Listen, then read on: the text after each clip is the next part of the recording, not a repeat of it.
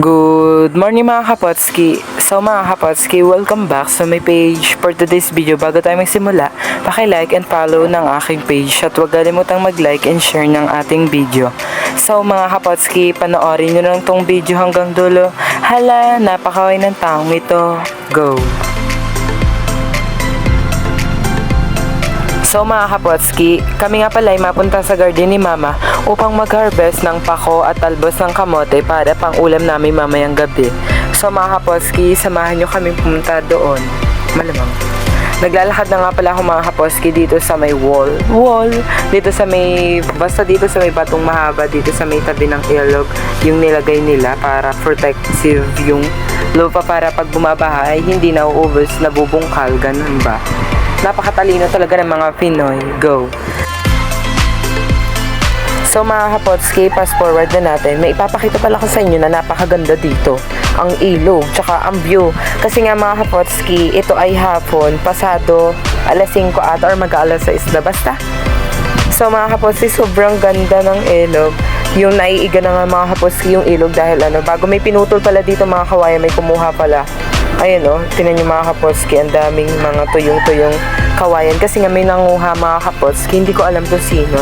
Basta dito na lang kami dumaan ni Mother. Malamang dito naman talaga ang daan. Kasi nga dito mga kapotski, di ka nabanggit ko sa inyo doon sa vlog ko nung nakaraan. Doon sa ilang month na ba yun. Basta nilagyan dito ng lupa, tinambakan ng bako para kaya dito kami gumawa ng daan. Kaya dito may puso pala sa taas ng mga kapotski. Ayun malapit na siyang mag-tampus. Sa mga kapotski, samahan nyo na kami. Andito na kami. Ang OA ko talaga. Sa mga kapotski, ang ganda talaga ng view ngayon. Nasikat pa yung araw, lulubog pa lang mamaya yun. So pagkarating namin, pumunta agad kami dito sa may daan, dito sa may dinamo na, kasi nga manguha kami ng pako. May nakita kami pako, kaya nanguha na kami. Wala naman sana kami balak na kumuha ng pako, ay nakakita lang kami ng pako, kaya kumuha kami. Kaya sinabi ko man din sa voice ko, dun sa unang-una, dun sa intro, na makuha kami ng pako. Go!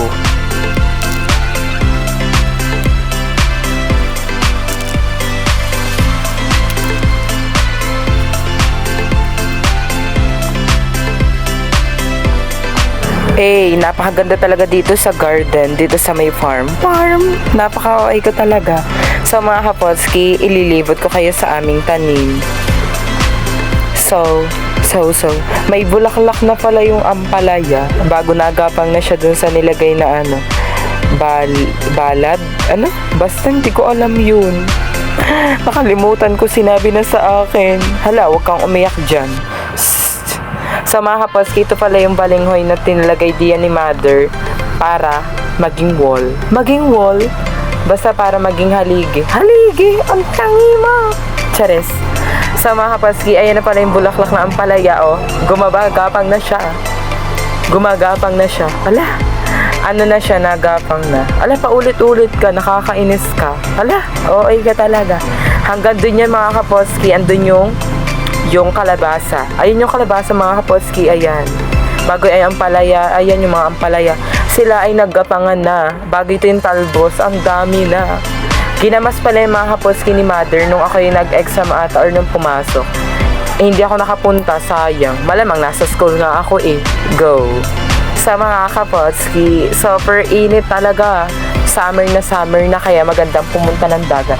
Ayan yung mga kapotski, sa susunod, magbablog ako na pupunta ako ng dagat or ilog or something. Basta mga kapotskis, kahit saang tubig.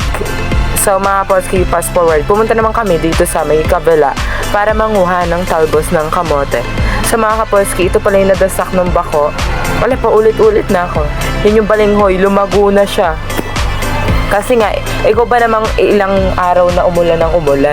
Di yun, lumago. Ayan na mga kapotski, nagpakita na ako. Ayan na, sasamahan nyo na ako.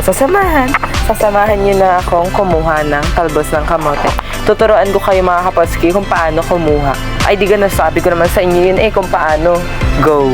Ayan mga kapotski, wait lang, naghahanap pa ako ng kukunin, malamang. Ayan mga kapotski, nakakuha na agad ako. Hindi ko napakita sa inyo. Grabe ba? Alam nyo nga mga kapotski, kaya lagi akong ganyan mag-video. Wala naman akong videographer. Wala, huwag kang umiyak. Wala akong videographer mga kapotski, kaya ako lang nagbibideo ng akin.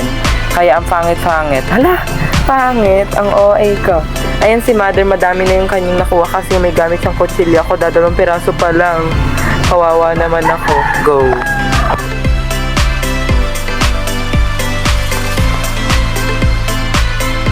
Pagkatapos naman pala namin manguha ni mama ng talbos ng kamote doon sa kabila, punta naman kami dito sa isa para maggamas. Kasi nga, mga kapotski, sobrang laguna. Natabunan na lahat yung mga tanim namin. Yung sili, natangkada na ng damo. Yung okra, natangkada na ng damo. Grabe ba? Kaya yan, nilinis Nililinis namin. Ay, nagbubunot ako doon. Si mama may gamit, nagulok ako, wala. So mga kapotski, pinas-forward ko na para mabilis. Para mabilis nyo mapanood. Ala. So mga kapotski, pasensya na po kayo kung nagbago yung background music ko. Kasi nga naubos na. Ang haba kasi nitong video. Go.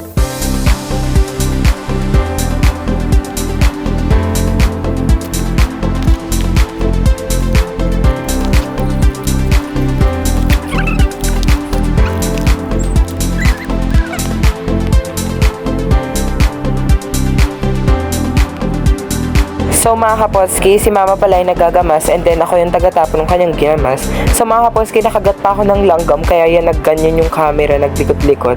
So mga kapotski, ayan ang tinatapon ko. Ang dami kasing ginamas. Malamang kaya nga sobrang gubat na nun eh. Kaya yun, ang daming nagamas. So mga kapotski, pasensya na po kayo kung maingay yung aking background. Kasi nga, ayan, inalog-alog ko pa yung puno ng okra kasi ang daming langgaman insekto. Sana all. Hala, OA ka talaga.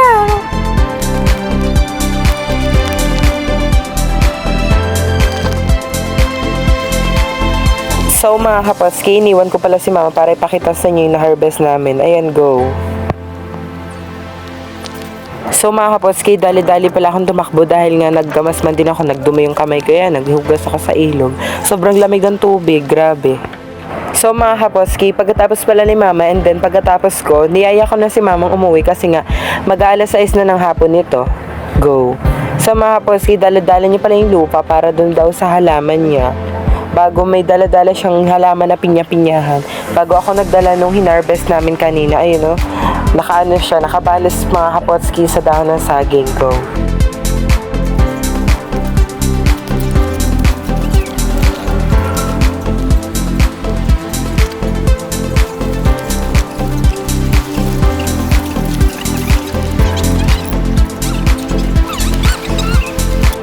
So mga kapotski, sobra palang ganda ng pagkakabidyo para ako nasa ibang bansa kasi yung mga puno, ayun mga kapotski, sobrang ganda ang OA ko kahit na.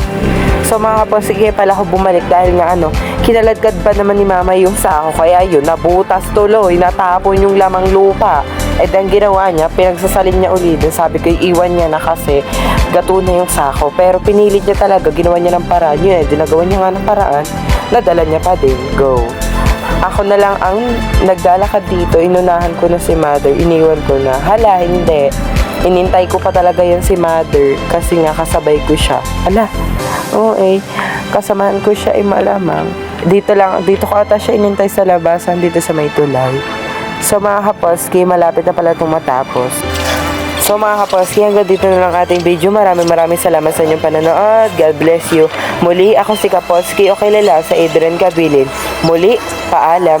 Maraming salamat nga pala sa inyong pag-follow at pag-suporta sa akin.